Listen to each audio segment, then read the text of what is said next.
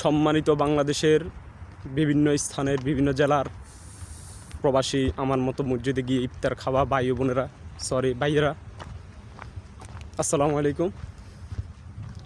আমার সামনে যে গেরিলা বাহিনী দেখতেছেন, তারা আমার সহযোদ্ধা। আমরা রমজান মাসে একসাথে মসজিদে ইফতার করতে যাই।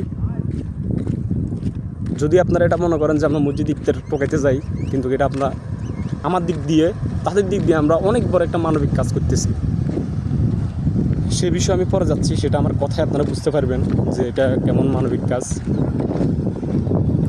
তো প্রথমত আমি কথাটা এভাবে শুরু করতে চাই, এই যে ধরুন আমরা প্রবাসে আসি, যদি বাসায় ইফতার করি আমাদের অর্থ খরচ হইতেছে।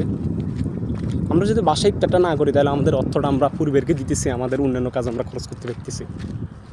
আর যদি আমরা মসজিদে ইফতার করি, দেখেন যে মসজিদে ইফতারের আয়োজন করছে সে কিন্তু অনেক বড় একটা আশা নিয়ে, অনেক বড় একটা ইচ্ছে নিয়ে আমাদের জন্য ইফতারের আয়োজনটা করছে। তার আশা আমরা ইফতার খাবো, রোজা রাখি, সারাদিন ইফতার খাবো, আল্লাহ তাকে অনেক সওয়াব দিবে আমাদের এই ইফতার খোলানোর উসুলে। এখন আমি বান্দা যদি সারাদিন রোজা রাখি, হ্যাঁ, একজন মুসলমান হইয়া এই মানুষটার এই আশার মধ্যে এইভাবে একটা বাড়ি মারি, তার ইফতার না খাই, এক ইফতার নষ্ট হইল, আরেক লোকটা এই সওয়াবের থেকে বঞ্চিত হইল। সেটা আমার দ্বারা সম্ভব না, সেটা এই বাহিনীর দ্বারা সম্ভব না। দেখেন আনাচে কানাচে যেভাবে ফাটতেছে, দৌড়াইতেছে। তাইলে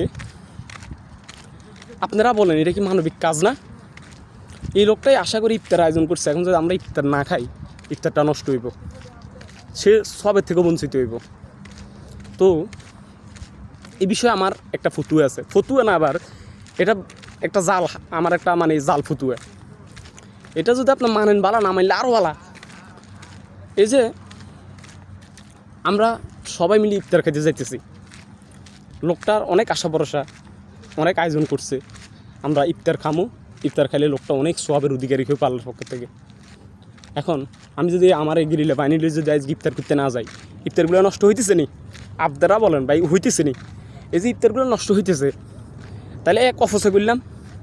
দ্বিতীয়ত হয়েছে, এই লোকটা যে একটা চিন্তা ভাবনা করছে আমাদের ইফতার খোলাইয়া অনেক সওয়াবের অধিকারী হইব, তাইলে আমি আমার এই গিরিলে বাহিনীগুলো নিয়ে তারে কতগুলো সওয়াবের অধিকারী বানাইছি। একটা বার যদি আপনি এটা চিন্তা করেন, তাহলে কিন্তু এটা বিশাল ভাই, বিশাল। আমরা একটু ইফতার খামো, না হলে একটু ইফতার খামো, কিন্তু তারা কিন্তু বিশাল সওয়াবের অধিকারী বানাই দিছে। তো এটা আর আমার সময় পেলি না, একটা গুরুত্বপূর্ণ কথা কইতেছি। তো ওমানের বিভিন্ন স্থানে, ওমান না শুধু, সারা পৃথিবীর যারা প্রবাসীরা যেখানে আছেন, সবাই আমার মতো বুক ফুলিয়ে ইফতার করতে চলে যাবেন মসজিদে। বাসার মধ্যে কোনো ইফতার হবে না, তো একজন সবাই ইফতার করতে চলে যায় মসজিদে।